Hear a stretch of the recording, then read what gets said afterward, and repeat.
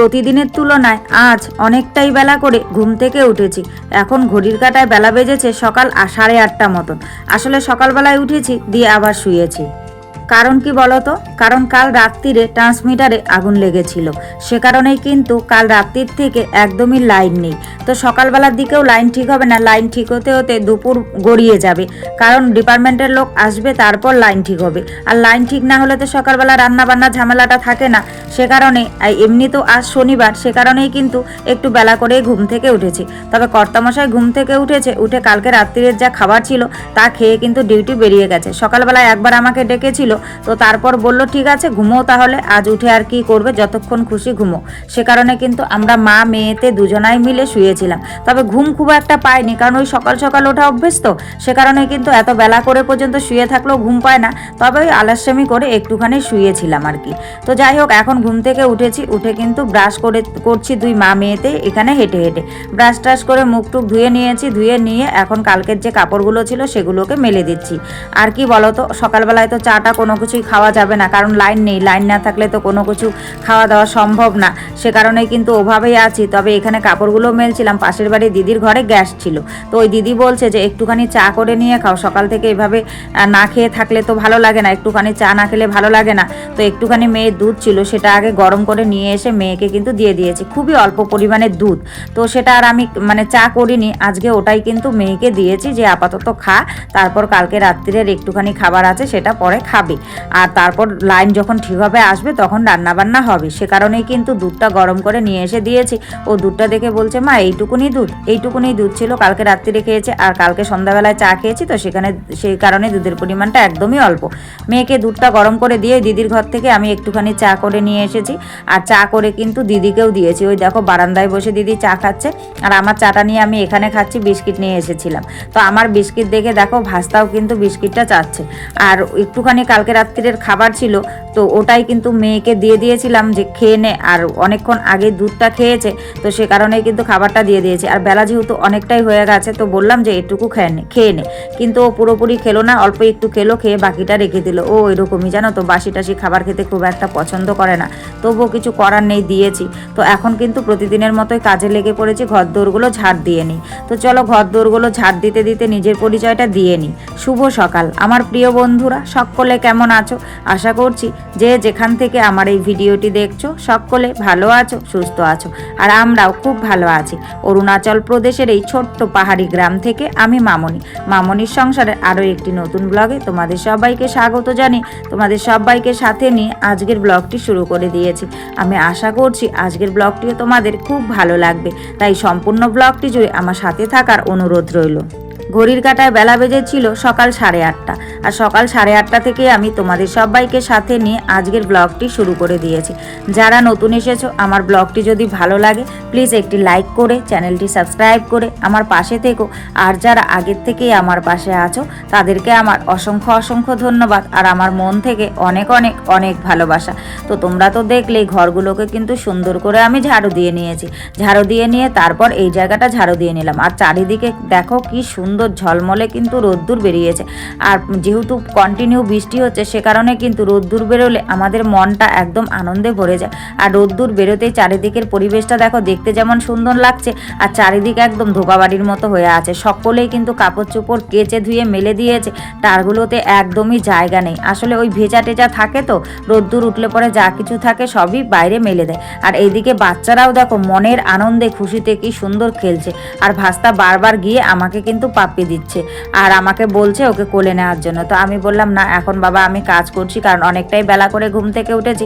এখন যদি সুন্দর করে কাজগুলো না করি তাহলে আর আমি কুল পাবো না, কারণ দেরি করে উঠলে এমনিতেই সব কাজ লেটে লেটে চলে, একদম রুটিন কিন্তু অগোছালো হয়ে যায়।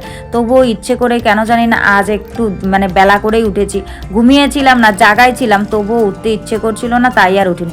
আর দেখো সুন্দর মৃদুমন্দ বাতাসও কিন্তু বইছে, যেমন সোনালি রোদ্দুর বেরিয়েছে তেমন সঙ্গে বাতাস বাতাসও বইছে, একদম এখন মনে হচ্ছে যে না সত্যি বসন্তকাল।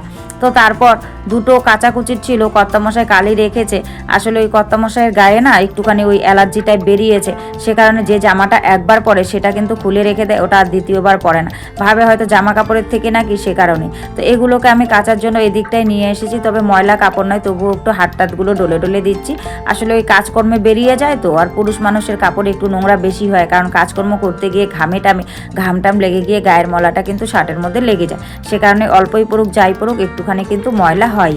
তো সে কারণেই এই দিকটায় নিয়ে এলাম, সার্ফের জলে চুবিয়ে একটুখানি ডলে ডলে ধুয়ে নিলাম। এখন কিন্তু ধুয়ে নেবো। আর ছোটো সিনটেক্সটা কর্তামশাই নিয়ে এসেছিল, ভেবেছিলাম ধুবো করে, আর ধোয়া হচ্ছে না, সময়ও পাচ্ছি না, আর সব থেকে বড় কথা সেরকম জল পাচ্ছি না, কারণ এটা ধুতে গেলে প্রচুর জলের প্রয়োজন আছে, পাইপে জল লাগিয়ে দিয়ে কিন্তু ধুতে হবে, কিন্তু সেটা আর হয়ে উঠছে না, কারণ সকলে জল নিতে নিতে পুরোপুরি জল ভর্তি না হতেই জল চলে যাচ্ছে।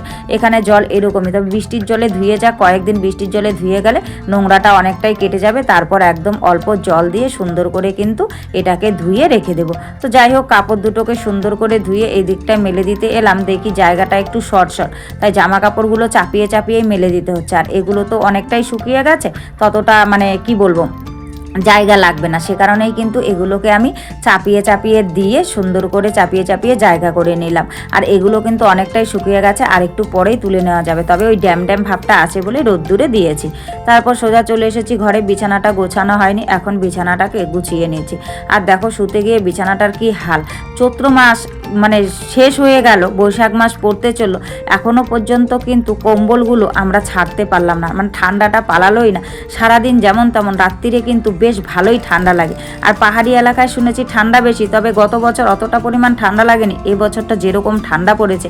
তবে এবছরটা শুধু আমাদের পাহাড়ি এলাকাতেই নয়, সব দিকে খবরে দেখতে পাচ্ছি যে চারিদিকেই বৃষ্টি হচ্ছে, শুধু আমাদের এখানেই নয়। আসলে এবছরে হয়তো নিম্নচাপের পরিমাণটা বেশি, সে কারণেই হচ্ছে বৃষ্টির পরিমাণটাও বেশি হচ্ছে, আর এত বৃষ্টি হচ্ছে বলেই কিন্তু ঠান্ডাটাও একটু বেশি লাগছে। তো যাই হোক, এখন মশারিটাকে সুন্দর করে গুছিয়ে নিচ্ছি, মশারিটাকে গুছিয়ে নিয়ে বিছানাকে টান টান করে কিন্তু মানে ইয়ে করে রাখবো চাদরটা, না হলে ভালো লাগে না, বিছানা টান টান না হলে না একদমই ভালো লাগে না। তো এটা গুছিয়ে নিয়ে সুন্দর করে বিছানাটা ঝাড়ু দিয়ে নিলাম। তো রান্না করতে যাব, কি রান্না করব কোনো কিছুই নেই। এখানে যে পেঁয়াজ গাছগুলো লাগিয়েছিলাম, বেশ পেঁয়াজ কলিগুলো বেরিয়েছে।